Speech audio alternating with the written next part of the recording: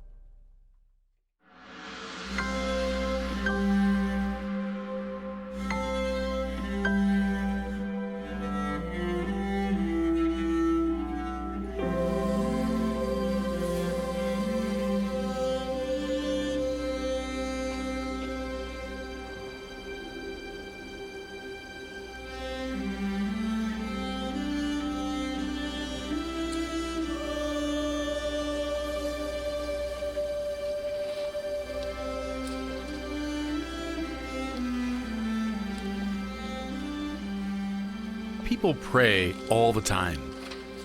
Studies show that even non-believers pray. What precisely is this activity that so many of us engage in? Well, prayer has taken on myriad forms and expressions over the centuries. Singing, dancing, processing, reading sacred texts, keeping silence, emptying the mind of all imagery. All have been construed as types of prayer. But is there a common denominator, something that all these expressions have in common? St. John of Damascus said this: prayer is the raising of the mind and the heart to God.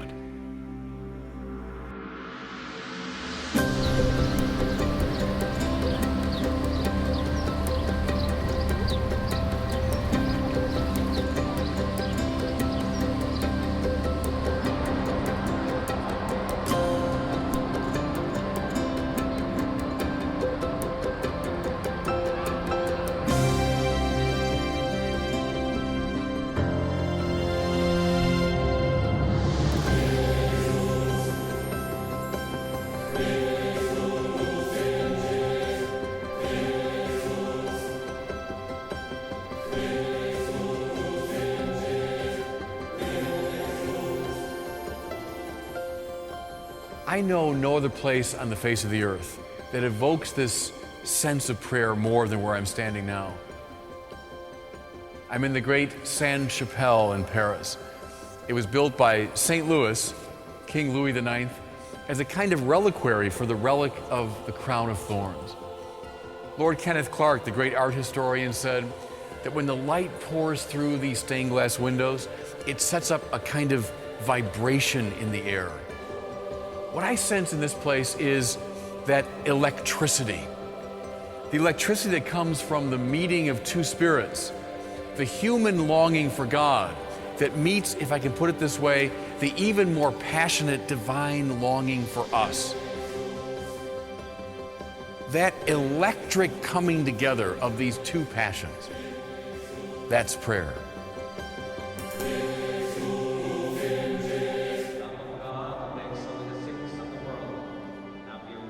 Prayer is born of that awareness, felt as much as thought, that the transcendent realm impinges on our world.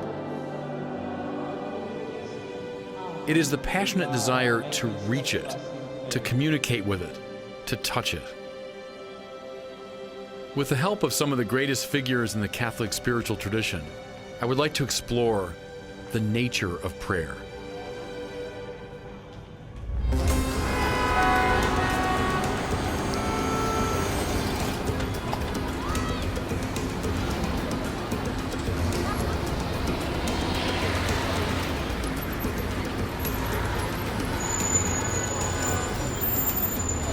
I realize that speaking of prayer, mysticism, and the spiritual life often puts us in mind of rather alien figures, medieval monks in their choir stalls, or perhaps hermits squirreled away in the desert. Now, I think monks and hermits have a lot to teach us, but I want to begin with someone much closer to our own time and experience. Someone who walked the streets of Manhattan in the mid-20th century. Someone who probably tramped right here through Times Square.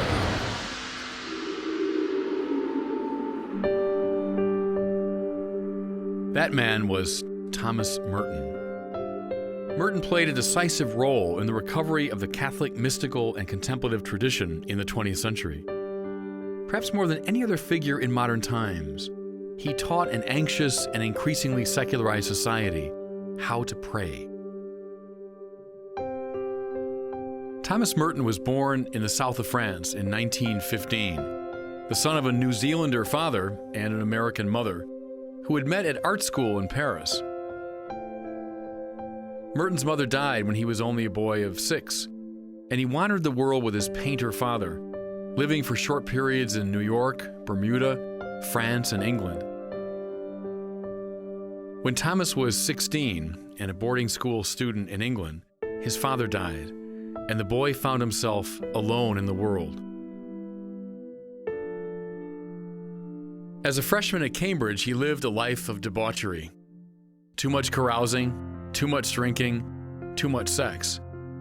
In fact, Merton fathered a child during that year, and after certain financial and legal arrangements were made, he was sent out of the country to America.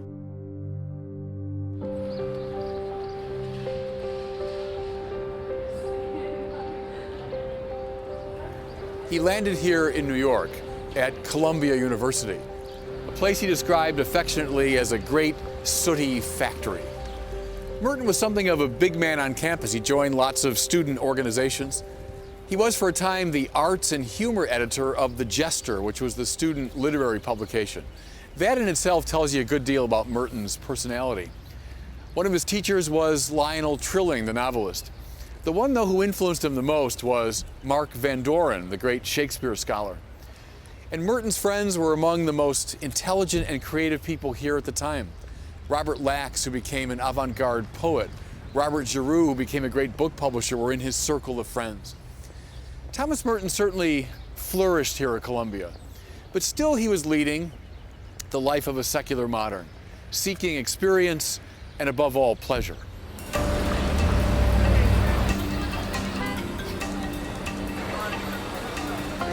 In the spring of 1938, Thomas Merton was walking down Fifth Avenue. He came to the Scribner's bookstore. It's gone now, but you can see right behind me where it was. And in the shop window, he saw this book, The Spirit of Medieval Philosophy by the French philosopher Etienne Gilson. Merton was taking a course in French poetry. He thought the book might be helpful. He bought it, got on the subway train, and then he opened it up. And he saw on the frontispiece this little Latin word, imprimatur, let it be printed. It was a sign that it was officially approved by the Catholic Church. A Catholic book, Merton thought with disgust, and he wanted to throw it out the window of the train. But instead, he said, by a special grace, he actually read it, and it revolutionized his life.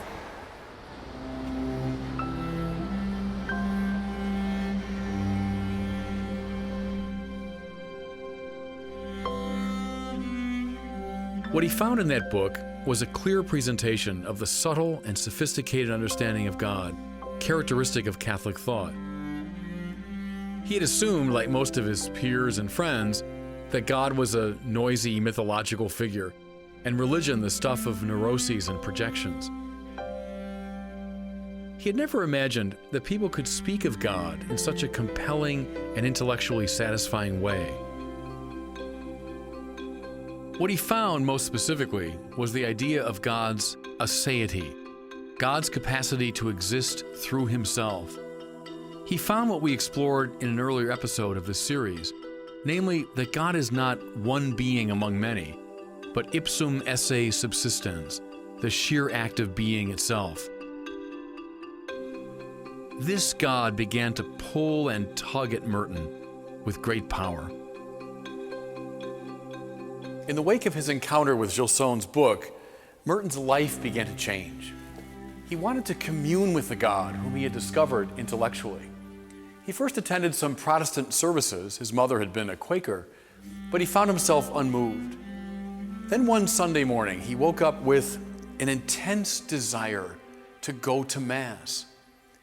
Merton came here to the Church of Corpus Christi on 121st Street on the Upper West Side. He entered the place nervously. He knew very little about the Mass, didn't know how to behave, and he slipped into a side pew. But he made it through the liturgy, and again, though he half understood it, when he walked out of this church, he said he felt as though he had entered a new world. Even the ugly buildings of Columbia, he said, were transfigured. Then he sat down for breakfast at a crummy little diner on 111th Street. And though he was in that simple place, he said, it was as though I was sitting in the Elysian fields.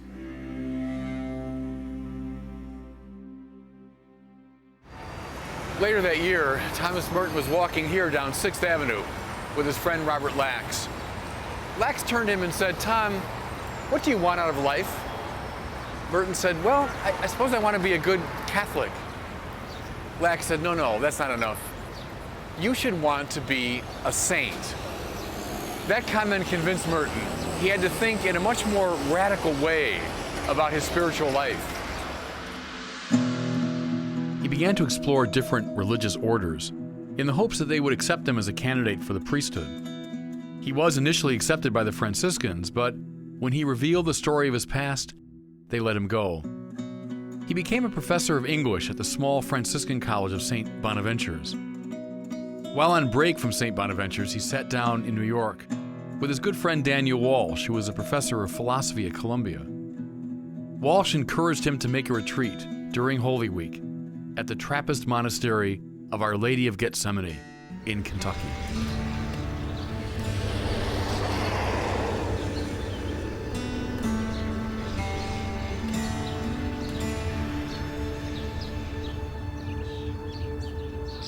Merton said, what he discovered here was the still point around which the whole country revolves without knowing it.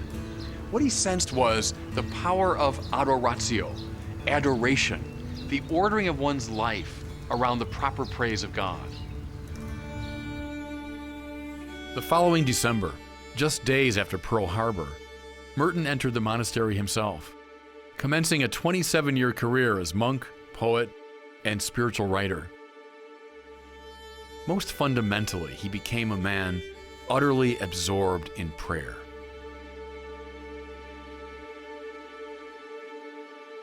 God addresses people in different ways.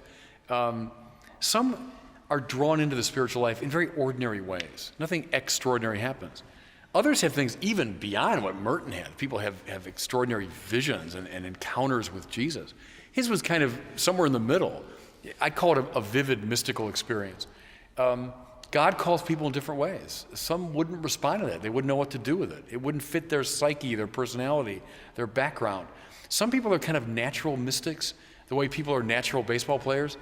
That kid is a natural. He just knows how to throw that ball without being told. Some people, and I think Merton's one of them, are natural mystics. And they just kind of respond to the divine in this natural way, but different. There are many mansions in the Father's house and many different ways to approach God.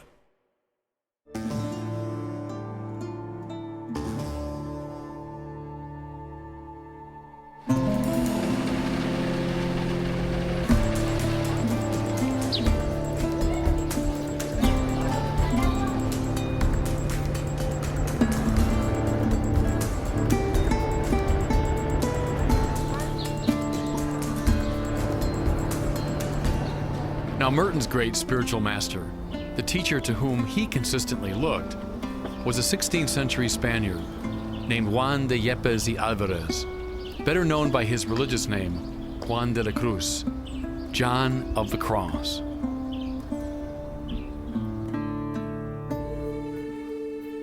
John of the Cross was born in 1542 and became a Carmelite friar in 1563.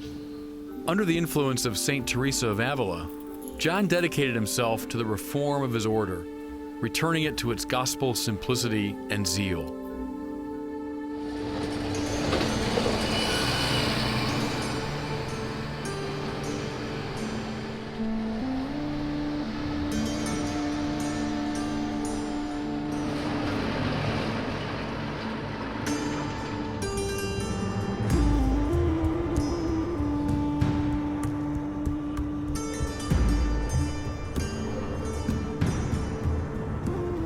Like most reformers, John was unpopular among those whom he wished to reform.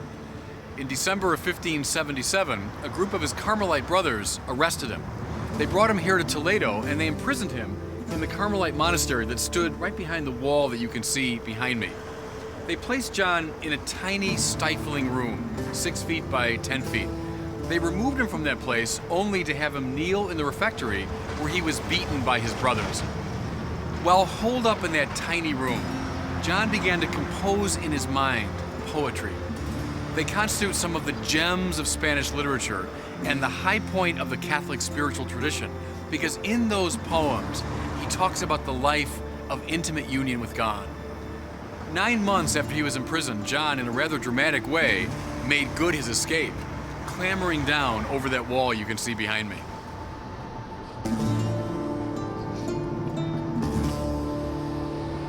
What stands at the heart of John's teaching?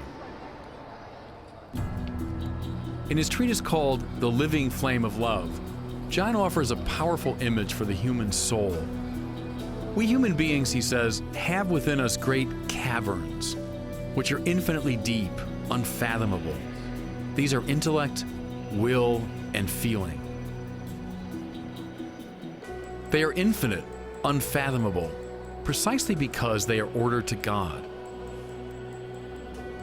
The mind wants to know everything about everything. It won't rest until it is illumined by the divine truth. The will wants infinite goodness. It will not rest until it rests in the absolute good of God. The feelings ache with an infinite longing because they are ordered to the infinity of God. This is why, by the way, most of us are so restless and dissatisfied most of the time. John diagnosed a fundamental spiritual disorder this way.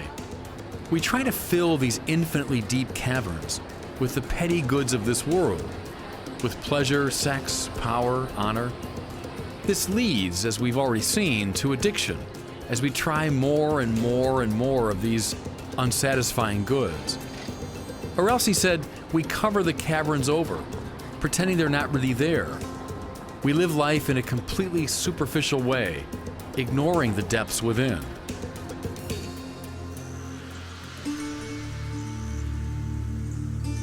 If we want to fulfill these longings, we have to go through a purging process. All the spiritual teachers talk about the purgative way, the process by which we rid ourselves of these attachments, these substitutes for God, what John would call idols. John of the Cross delineates this as a two-step process involving the dark night of the senses and the dark night of the soul. It's very important to point out this has nothing to do with Puritanism, nothing to do with the repudiation of the goodness of the world. John affirms the goodness of the world at every turn. And secondly, though these two steps are painful, they have nothing to do with psychological depression. They are, if you will, practical antidotes to idolatry. During the dark night of the senses, I learned not to seek my ultimate satisfaction in sensible and sensual things. I let go of them. I fast from them. During the dark night of the soul or of the spirit, I let go even of those rarefied substitutes for God, which are the concepts and images of the mind.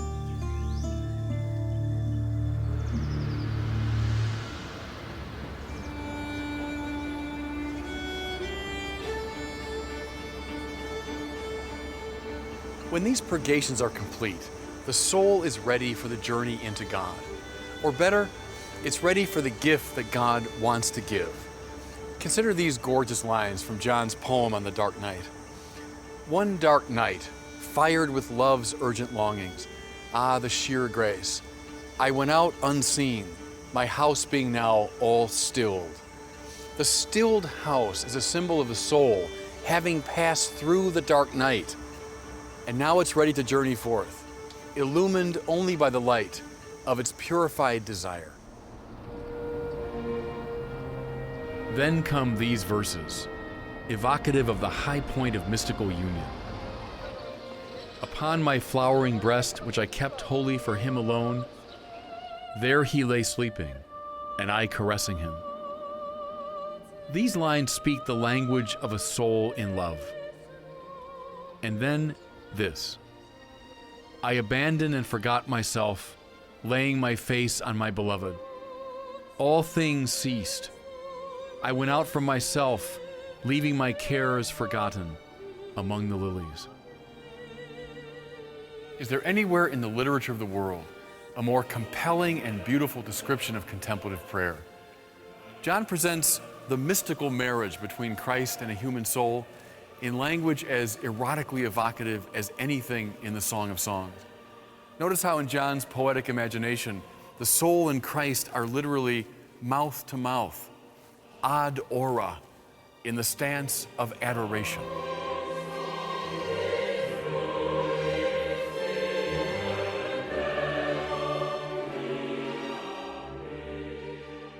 Think of an athlete who goes through all kinds of tough experiences in practice and maybe through injuries and all of that. But then he lives for those moments, those ecstatic moments when he plays the game with such grace and panache and excitement that he's fully alive. You know, so an athlete's life has to have both of those. A great tennis player has to go through a kind of dark night to reach the point where he can play with this reckless abandon and great joy. The same is true in the spiritual order. You have to go through this purification process, this ascetic dark night, to come to the point where you can fall dramatically in love with God and you can live the spiritual life at a very high pitch. So I would see John, though maybe that's the common perception, as this sort of dour, dark figure. I read his poetry. It's just dripping with love and life and ecstasy and enthusiasm. So it's the great both and. It's one because of the other.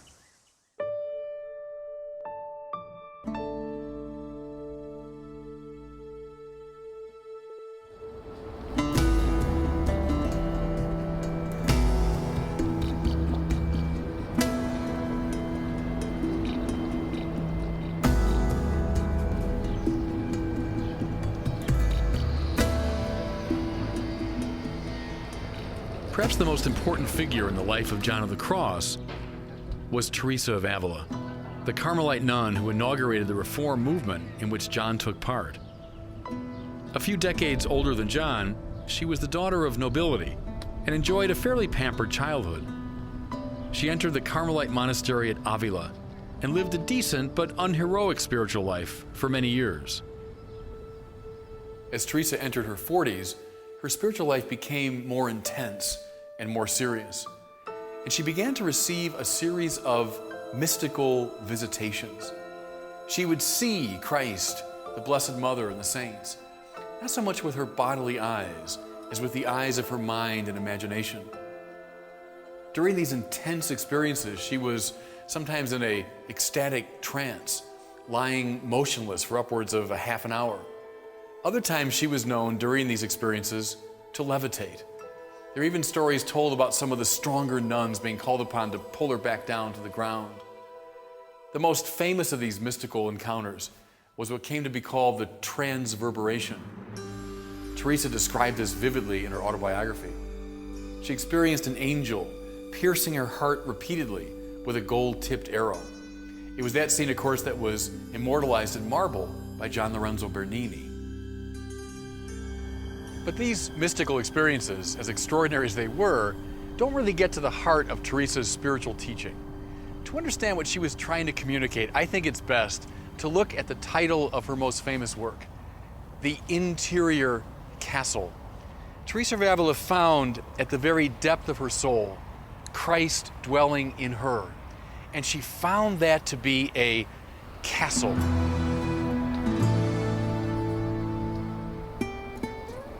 Now imagine what that meant for a 16th century Spaniard. A castle was a keep. It was a place of power and safety. To be grounded in Christ, she realized, was to be grounded in that very power, which here and now creates the cosmos. That power which lies beyond the vagaries of space and time. St. John of the Cross referred to this central place, by the way, as the interior wine cellar, the place where the spirits are kept. Teresa of Avila found Christ dwelling within her as a castle, a place of power, a place of peace.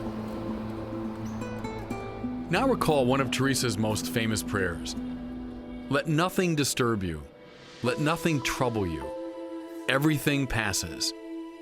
God alone remains. That's a prayer uttered from the security of the interior castle. It's from this center that one can live a life of detachment and carefree acceptance of God's will. Whether I have a long life or a short life, whether I'm sick or healthy, whether I'm rich or poor, I dwell in the safety of the interior castle.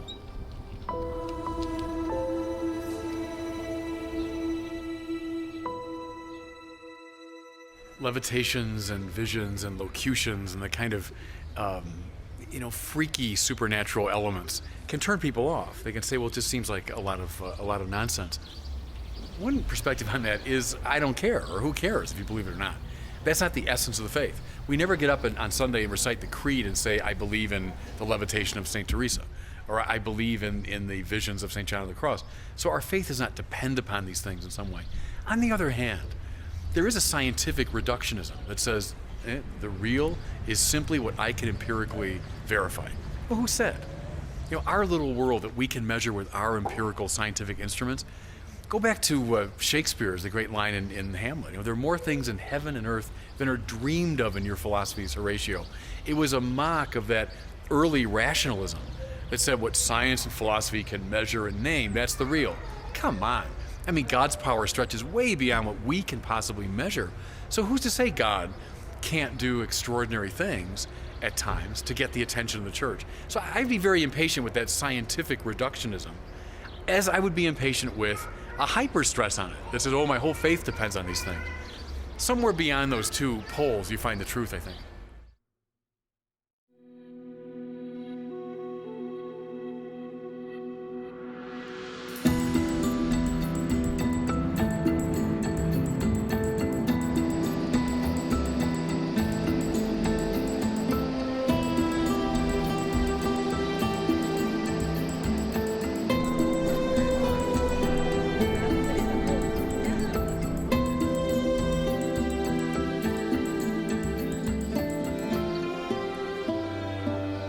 Most people think of prayer, they're probably not spontaneously thinking about the more rarefied forms that we've been considering. What they probably have in mind is asking God for something. And indeed, petitionary prayer is one of the most fundamental ways that we raise our minds and hearts to God. It's also the most common form of prayer found in the Bible. Think of the Our Father. It's nothing but a series of petitions. I don't know any other place on earth where more petitionary prayer is offered than here at Lourdes, the shrine to which millions come every year seeking God's healing grace. There's just something elemental, primal about petitionary prayer. Oh God, help me. Please God, do something. Oh Lord, give her good health. If we could place a net that could catch such prayers over hospitals and churches, we would capture millions upon millions of them. Jesus himself tells us often to persevere in prayer. Ask and you will receive. Seek and you will find. Knock and it will be open to you. Yet dilemmas emerge, anomalies that have puzzled religious thinkers for centuries. If God can't change, what's the point of asking Him for anything? And if God is omniscient, what's the point of telling Him what we need? Keep in mind, the same Jesus who said, ask and ask and ask, also said, your Father knows what you need before you ask. Here are some perspectives on this dilemma. God is consistently portrayed in the Bible as a parent. Parents hear petitions from their children all the time, persistent requests for things, some good and some bad. Good parents know even before their children ask what they need, but this doesn't lead parents to quiet the requests of their children. On the contrary, they want to hear them, but they don't always respond positively. Well, God knows everything about everything. Of course He knows what we need even before we ask. But still, like a good parent, He delights in hearing our requests. And like a good parent, He doesn't always respond the way we want Him to. Here's a perspective offered by St. Augustine. God invites us to ask and ask and ask again so that our hearts might expand so as to receive the gift that God wants to give. It's not as though we're petitioning a stubborn pasha or a big city boss who we hope will eventually be persuaded. No, rather, it's God who changes us by this invitation to pray persistently. Here's another take, this one offered by St. Thomas Aquinas. Thomas says, our prayer doesn't move God. God, after all, is the unmoved mover. Rather, our prayer at its best is God already praying through us. God, as it were, prompting us to ask for the right thing, thereby bringing our lives onto line with His own will. That's why all of our prayers should end the way that Jesus' great prayer in the Garden of Gethsemane ends. Thy will be done. A very good example of this dynamic is in the prayer for the feast of St. Monica. The prayer reads, Lord, you graciously received the tears of Monica for the conversion of her son, Augustine.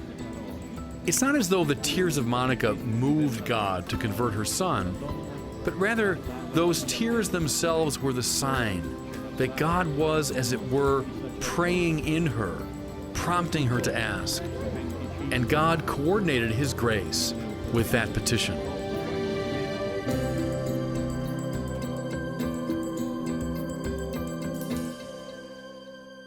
Now, God, of course, is a parent in the Bible. That's the great metaphor for God. And little kids ask their parents all the time for things. Give me, give me, give me. Very often, they're asking for the wrong things. I mean, very often, they're asking for things that aren't really good for them. But given their very small minds and limited experience, they think, oh, that's what I need. That's what I want. So they beg their parents. And then they're often just mortified when their parents don't give them immediately what they want. My father doesn't love me. My mother doesn't care about me. When in fact, your father and mother do care about you more than you care about yourself. They know you better than you know yourself, which is why they're not giving you what you want. So we can ask God all the time, give me, give me, give me.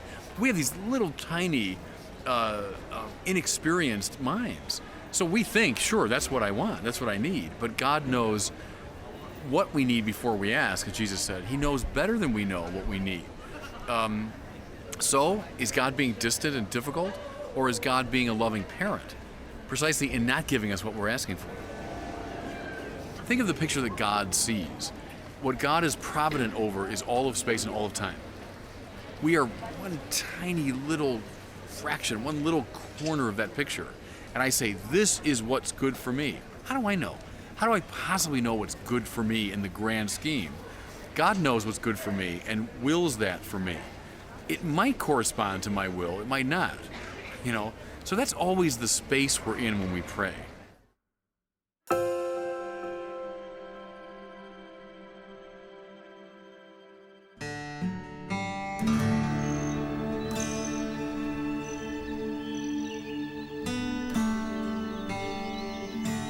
Thomas Merton spent the last 27 years of his life here at Gethsemane. He wrote a stunning autobiography, The Seven-Story Mountain, which galvanized the country when it appeared in 1948. He wrote a number of books attempting to characterize contemplative prayer. Even at Gethsemane, Merton was a restless soul. He was seeking ever more intense expressions of the spiritual life. What he wanted above all was solitude. In the mid-1960s, his abbot gave him permission to live in a hermitage on the grounds of the monastery. I'm standing in it now. In this simple, humble place, Merton lived and worked the last few years of his life. He probably best summed up the nature of contemplation when he said, "To contemplate is to find that place in you where you are here and now being created by God. Or it is to awaken to that deepest center, what Merton called the virginal point, where you could say with St. Paul, 'It is no longer I who live, but Christ who lives in me.'" Merton saw so clearly that contemplation is not the concern of a few spiritual athletes alone. Rather, it stands at the heart of the Christian thing. For contemplation is the reorganization of one's life around the divine center. In the mid-1950s, after some 15 years in the monastery, Thomas Merton made his way into Louisville on some practical business. He found himself in the center of the city, at the corner of 4th and Walnut. As he stood there watching the crowds of ordinary people go by, he was struck by how much he loved them, how connected to them he felt. It was, he said, like waking from a dream of separateness. What he had discovered, of course, was the consequence of contemplation. Once one has found the place where he's here and now being created by God, he finds the place that connects him to everyone else and everything else in the cosmos. As a mystic and a contemplative, Merton could see this. His account reaches its emotional climax when he says, "There's no way of telling people that they're all walking around shining like the sun."